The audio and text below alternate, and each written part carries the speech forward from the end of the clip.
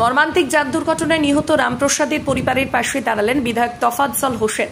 মানবতা দৃষ্টান্ত দেখালেন বিধায়ক তফাজ্জল হোসেন। গত 24 মে রাত্রি 9 ঘটিকার সময় মর্মান্তিকভাবে যান দুর্ঘটনায় মৃত রামপ্রসাদের বাড়িতে আজ সন্ধ্যে 7 ঘটিকার সময় জনপ্রিয় বিধায়ক তফাজ্জল হোসেন সহ এলাকার অন্যান্য সমাজ সেবিকারা গিয়ে তার পরিবারকে সমবেদনা জ্ঞাপন করেন, সাথে সাথে আর্থিক সহযোগিতার হাত বাড়িয়ে দেন। পরে তার 11 বছরের সন্তানকে পড়াশোনার দায়ভার সহকারে পরিবারের দায়িত্ব নেন।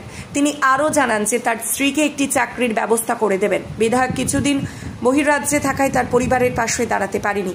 গতকাল রাতে বক্সনগর পৌঁছেই তার পরিবারের খোঁজ খবর নেন। বিধায়কের আশ্বাস পেয়ে পরিবারের লোকজন খুশি। আগের কথা হলো, আমি বুঝি এটা রাগ করেন না, এই সময় বলাটা উচিত না।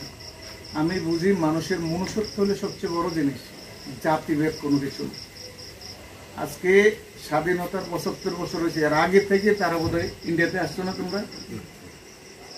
এর বাবা 100 জন রোগী যদি লয়ে যেত চেন্নাই, এই এলাকাতে কেউ না, এর লয়ে যেত এর বাবা 80 জন মুসলিম, ঠিক আছে। এবং মুসলিম বেল্টের মধ্যে ওদের বাড়ি, কেউ কোনোদিন তোমাদেরকে ইয়ে করছে?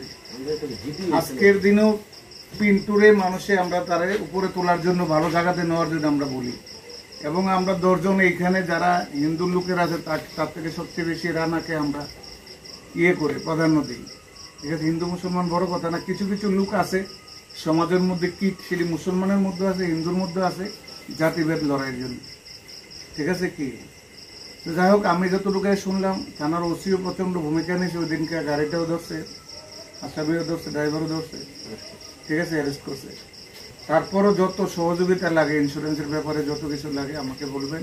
আর যে কোনো সময় যে কোনো বিপদে আপদে রানা আছে, আপনারা সবাই, আমাকে তো সবাই চিনেন, সবাই চিনেন। আমি এখানেই থাকি, ডাকবাংলোতে।